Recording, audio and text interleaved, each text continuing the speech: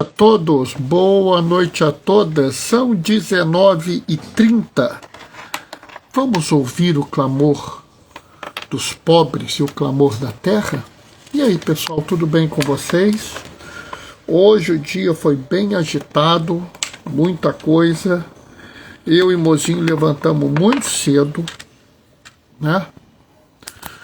Porque eu fui lá pro Cristo Redentor. Bernardo, você foi pro Cristo Redentor? A gente lá, o Instituto Nacional de Cardiologia, onde eu trabalho, foi chamado a fazer uma ação, né? Oi, Terezinha. Boa noite, paz e bem. Né, para treinar o pessoal do Cristo Redentor na ressuscitação cardiopulmonar. Né? Então a gente levou os nossos equipamentos, as nossas coisas, lá para treinar as pessoas. Né? Então foi até interessante, foi uma atividade interessante, né? Porque fazia tempo que eu não fazia essas coisas. A gente, então é até interessante ver, porque as pessoas veem muito essas coisas em filme, né? Mas assim, talvez elas não tenham muito o treinamento, a ideia do que seja. Elas acham que é só assim dar umas batidas no peito, mas não é não, pessoal. Tem uma técnica, tem uma forma. Depois que você aprende a técnica, a forma é fácil de fazer, mas até aprender, acaba que a gente não faz direito. Mas se aprender, faz muito bem, é bastante eficiente. Oi, Marli, boa noite, pai de bem. Beijo, Marli. Né? Te amo. Hoje é dia de São José, né? E assim, é um dia legal, né? Para quem não se lembra, há 12 anos atrás começava o papado do Papa Francisco. Né? Apesar dele ter sido eleito no dia 13 de março, ele fez a primeira missa dele, que é o que marca o início do papado, no dia 19 de março. Oi, Rafael, boa noite, paz e bem. Né? O que não é surpresa, porque o Papa Francisco é um jesuíta, né? Ele é da Companhia de Jesus. Né? E eles têm uma relação pessoal com São José. Eles têm uma certa, vamos dizer, São José é tipo um dos modelos deles. Né? Então, não é nada de especial. Né? Beijos, amada, te amo. Marli, para você, mozinho.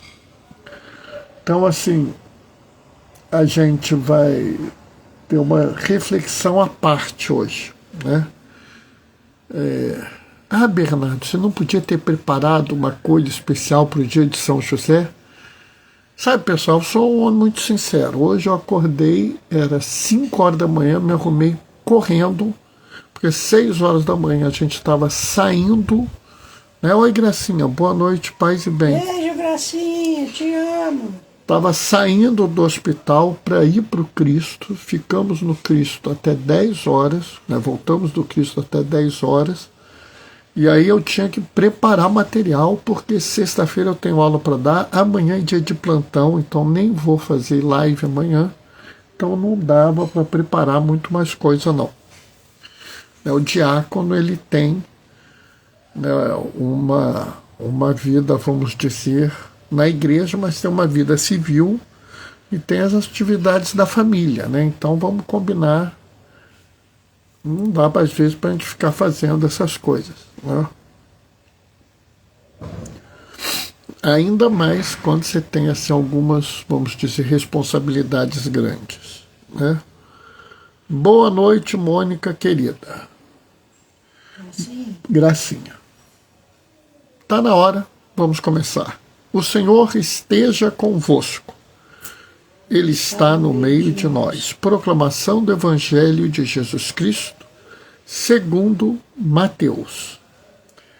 Jacó gerou José, esposo de Maria, da qual nasceu Jesus, que é chamado o Cristo. A origem de Jesus Cristo foi assim.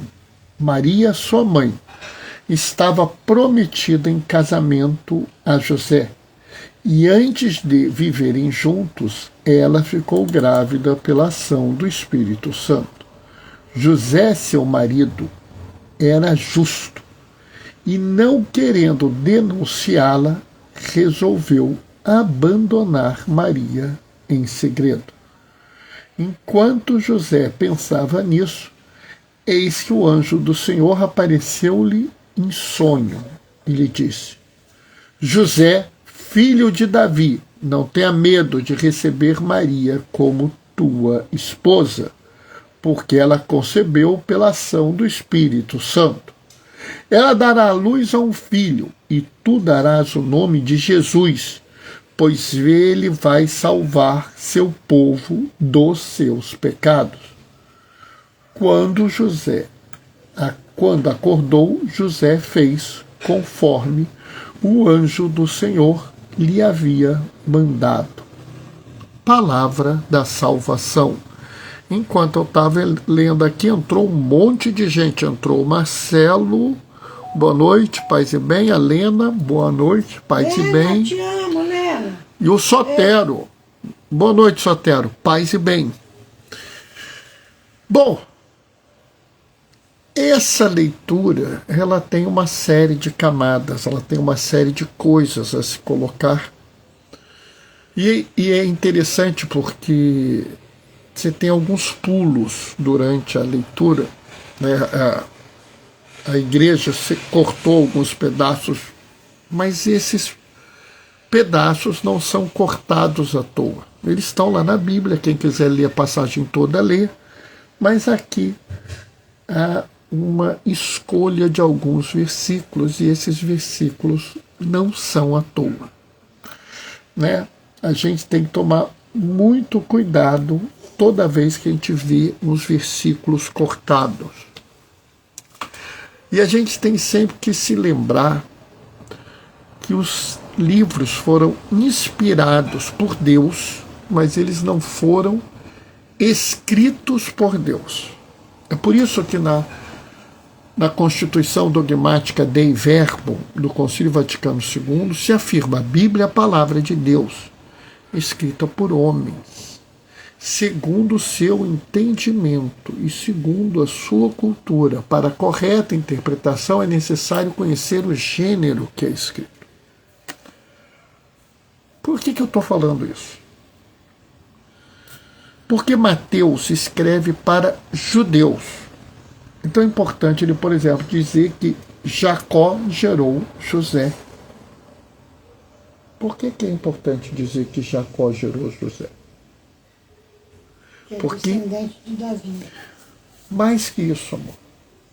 Porque há uma necessidade de mostrar que há uma linha, há uma sucessão, há um caminho. Se você prestar atenção, e Mateus faz isso, Mateus fala claramente, são 14 gerações e 14 gerações. São 14 gerações até o exílio, 14 gerações durante o exílio, 14 gerações após o exílio, né? Boa noite, paz e bem, diz a Marilene, diz a Lena. E 14, para um judeu, não é um número qualquer. Toda vez que aparecer um número na Bíblia, tem um motivo. 14 é Davi, DVD 383. Em Romanos. Não, em gematria. Os judeus tinham um código que eles colocavam letras, para cada letra tinha um número. D era 3, V era 8. 3, 8, 3, 14. 14, 14, 14. Davi é rei, é rei, é rei, mas Jesus é rei dos reis. E ser descendente de Jacó é importante, porque os samaritanos são descendentes de Jacó. Ele é descendente de Davi? É, mas é descendente de Jacó. Não é, Bernardo? Qual é a importância disso? Porque isso já sinaliza que há um desejo de Jesus, não só para os judeus, mas para os samaritanos. Lembre-se que os judeus e os samaritanos tinham uma briga terrível, né? Beijos, Mônica, diz a Lena. Então, a gente vê que há aqui textos, pequenos pedaços nesse texto, que vão nos dando uma série de pensamentos, uma série de observações. É por isso que eu fico muito horrorizado quando eu vejo alguém falar coisa assim do tipo: tal coisa está assim, está na Bíblia. Porque a gente não pode fazer a leitura da Bíblia dessa forma assim, literal. A gente tem que entender o que está lá. E isso é muita responsabilidade. Por quê? Porque senão a gente instrumentaliza a palavra de Deus. E por que eu estou fazendo esse rodeio? Porque tem um pedaço desse evangelho que é tão importante que eu acho que deveria ser colocado para vocês com frequência. O que é justiça? Porque olha bem, o que está escrito aqui, né?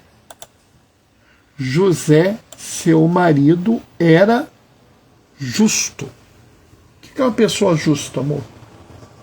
Aquela que faz a justiça, certo? E a gente tem uma visão muito legalista da fé. A gente acha que ser justo é aplicar a regra da fé. Eu vivo falando que vira e mexe eu falo assim: Deus é bom, Ele perdoa, e alguém vira para mim e fala assim: mas Ele é justo. Oi, Ana Paula, boa noite, paz e bem. Mas Ele é justo, Ele é justo. Isso me angustia, porque quase sempre quando as pessoas evocam a justiça divina, evocam no sentido da condenação. E aí eu vejo esse texto e eu vejo como as pessoas ainda não entenderam o que é a justiça divina. Boa noite, paz e bem, diz Ana Paula. Vamos lá. Maria era prometida em casamento a José. Maria ficou grávida antes de casar. O que diz a lei, amor? Nessa situação. Vocês sabem? Pedra na Maria. Vai jogar pedra nela até ela morrer apedrejada, porque ela ficou grávida fora do casamento. É isso mesmo. Mulher assim que nem essa tem que morrer apedrejada. É a lei. É a regra. É a justiça. Mata Maria. É assim. Mas peraí, Bernardo, tem algo errado. Por que tem algo errado? É a lei. É a regra. Está aí. Seja justo. Não, Bernardo, mas ele não fez isso, não. É, né? José não presta, não respeita a religião, não segue a lei. Não, Bernardo, José é justo. Então, você ficou numa sinuca de bico. Por quê? Porque você não consegue explicar como você pode dizer que José é justo se ele não segue a lei. Né? É porque a gente ainda não entendeu o que é a justiça. Sabe, eu vivo falando isso. Se você tem na Bíblia dois versículos que te levam a uma conclusão conflitante, a uma situação de conflito, é porque você não está interpretando direito. É porque você não conseguiu pegar o cerne da questão.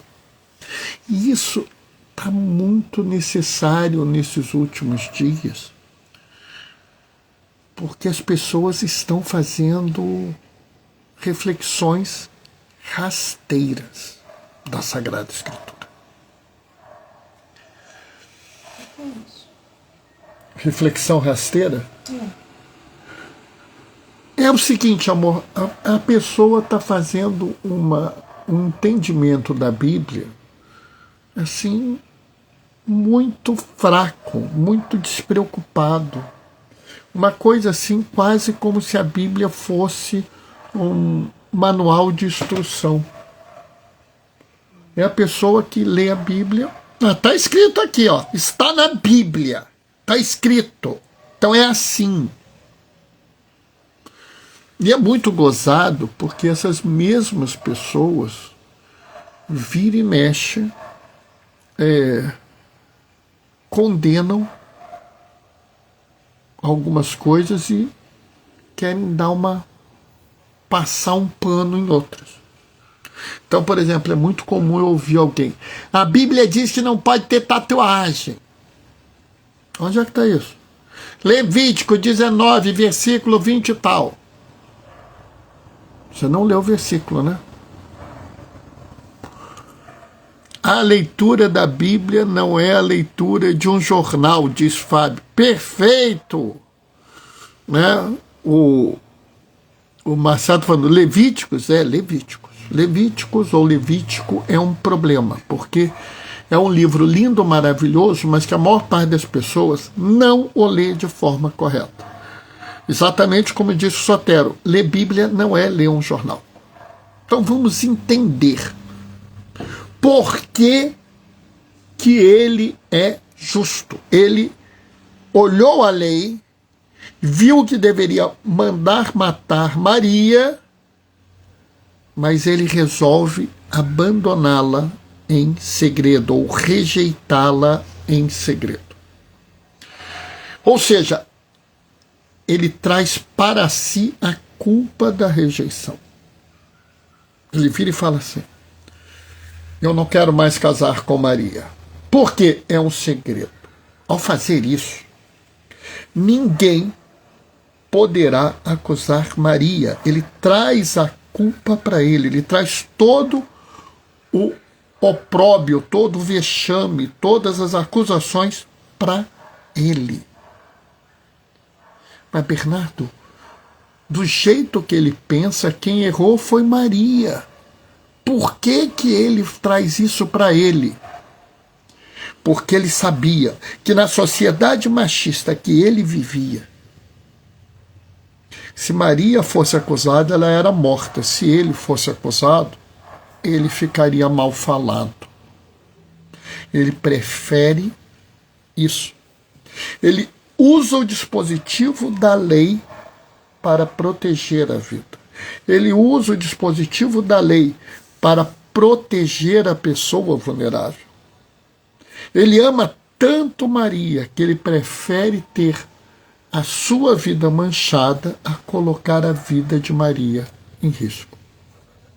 É por isso que eu falo que determinados versículos, se não forem lidos da forma correta, são verdadeiros absurdos. São coisas que a gente não consegue nem imaginar a besteira que as pessoas falam. Né? Por exemplo, se você pegar o Evangelho de Lucas, que conta a história da Anunciação, o anjo chega lá, Ave Maria, oi Maria, cheia de graça, olha só, E aí vira, a gente está querendo que você fique grávida aí do Espírito Santo. Maria nem entende direito esse negócio, mas ela topa. Ou seja, de alguma forma foi pedido a Maria que ela aceitasse ser a mãe do Salvador. Lembrando que a mulher na época de Jesus não era pessoa de direito. Ela recebia ordens, porque a sociedade que ela vivia era uma sociedade machista. E Deus pede a ela. Já José, que era o homem, acostumado a mandar, acostumado a decidir, tinha um emprego, então tinha uma coisa que ele podia fazer, meticilene, boa noite, paz e bem, eu não estou conseguindo ler direitinho aqui. José, que tinha autoridade, tinha emprego, dono do nariz dele, ele que mandava fazer acontecer na família dele, o anjo manda. Está aqui, ó. Bernardo, onde você disse que o anjo manda? Está aqui no final, ó. Quando acordou, José fez conforme o anjo do Senhor havia mandado. Por que que isso é importante? Porque a gente vê que Deus pede a Maria, que é a pessoa vulnerável, e manda a José. Por quê? Porque quem é vulnerável tem que ser protegido. Quem é vulnerável tem que ser respeitado, respeitada, cuidada. Aquele que não é vulnerável não precisa disso. A justiça, ela não é igualdade. As pessoas acham que ser justo é tratar todo mundo igual. Não é. Ser justo é dar às pessoas o suficiente para que elas se tornem iguais. Ou seja, cuidar das pessoas conforme as necessidades das pessoas. É tornar o mundo a realidade primeira dos seres humanos. Ou seja, a realidade lá atrás do paraíso. Oi, Zilda. Boa noite, paz e bem. O que eu quero dizer com isso? Como é que foi lá no paraíso? Homem e mulher foram criados à imagem de Deus, segundo a sua semelhança, ou seja, foram criados em igual dignidade, em uma relação de amor mútuo. E antes que alguém fique nervoso, antes que alguém comece a falar alguma coisa, pode procurar no Catecismo da Igreja Católica. Tenho quase certeza que o capítulo, que o parágrafo é o 1645. Pode procurar também no Compêndio da Doutrina Social da Igreja, esse eu sei que é por volta do número 200, entre 200 e 210. Tá? Então, não é o Bernardo que está falando. Tá? E é importante a gente entender isso, porque, pelo menos para nós católicos, para aqueles que não são católicos, eu não falo nada, mas pelo menos para nós que somos católicos, a gente lê a Bíblia dentro da visão da igreja. Então, algumas coisas são esclarecidas para a gente pela igreja. Então, por que que José era justo? Porque ele reconhecia que entre ele e Maria havia uma relação desigual, criada por uma sociedade injusta. E aqui eu quero fazer a lembrança, né, daquele homem sensacional que é Dom Oscar Romero, que diz que numa sociedade injusta, quando a igreja não é perseguida, é porque ela concorda com a injustiça. Viu? Então, José e Maria. José sabe que Maria está numa situação de vulnerabilidade por causa da sociedade injusta que ele vive. O que ele faz? Eu usarei a lei para proteger a vida. Que ferramenta eu vou usar para isso? Eu vou usar o amor profundo que eu tenho para proteger a vida dela. Mas isso vai trazer problemas para ele. Eu aceito os meus problemas. Porque eu quero proteger a vida, respeitar a dignidade, promover a justiça maior. Quer dizer que todas as vidas valem, dizer que todos são iguais em dignidade, em direitos. Porque foi assim que o mundo foi feito. Todas as pessoas são iguais em dignidade e direito.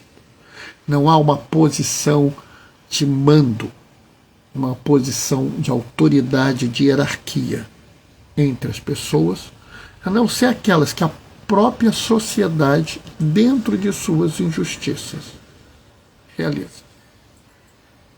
E se é injusto, nós não devemos compactuar com a injustiça.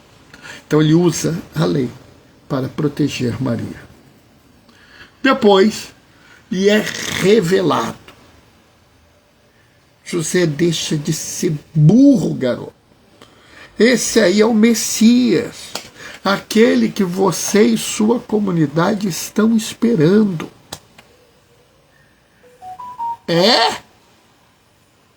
Cuida de Maria. E ele assume esse papel.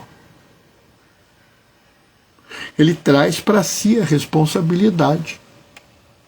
E ao trazer para si a responsabilidade, ao trazer para ele esse papel, ele faz com maestria. Então, no dia de hoje, se você realmente quer honrar José, esposo de Maria, pai de Jesus, seja justo. Não é seguir a regrinha, não é ficar no bribri da letrinha da lei, não. É exercer a justiça. É proteger os vulneráveis, é garantir a vida, é promover a dignidade, é levar todos a uma vida plena. E essa é a justiça. Por quê? Porque você estará restaurando o mundo como Deus o criou. E como nós estamos na campanha da fraternidade, eu quero lembrar que o mundo como foi criado, a natureza servia para cuidar de nós e nós cuidarmos dela. Não existia aqui uma relação de domínio destrutivo, de senhorio, de poder, mas de uma relação de profunda amizade. Então, se você quer ser justo também, cuida de restaurar o meio ambiente. Amém? Essa foi a reflexão de hoje. Vamos ver a hora. 19h58. Moody, não tem mais jeito. Eu sou um falastreiro agora. Até a live passada, quase sempre acabava às 19h56. Agora, nessa última, eu tenho acabado quando cedo às 19h58. Mas é assim mesmo, pessoal. O importante é a gente fazer uma boa reflexão. Tá? Bem, amanhã volto a insistir, não tem live porque o meu plantão acaba às 7 e aí eu tenho que fazer as coisas, né? Aí, vocês terem uma ideia, eu tenho que cuidar da minha dieta, das minhas coisas, então já viu, né? Bom, vou terminar por aqui, deixando a minha bênção. O Senhor esteja convosco, por intercessão de José e de Maria, desça sobre vós e permaneça para sempre a bênção do Deus Todo-Poderoso no amor, aquele que é Pai, Filho e Espírito Santo. Sexta-feira a gente se vê. Até lá. Beijos e bênçãos. Tchau, tchau.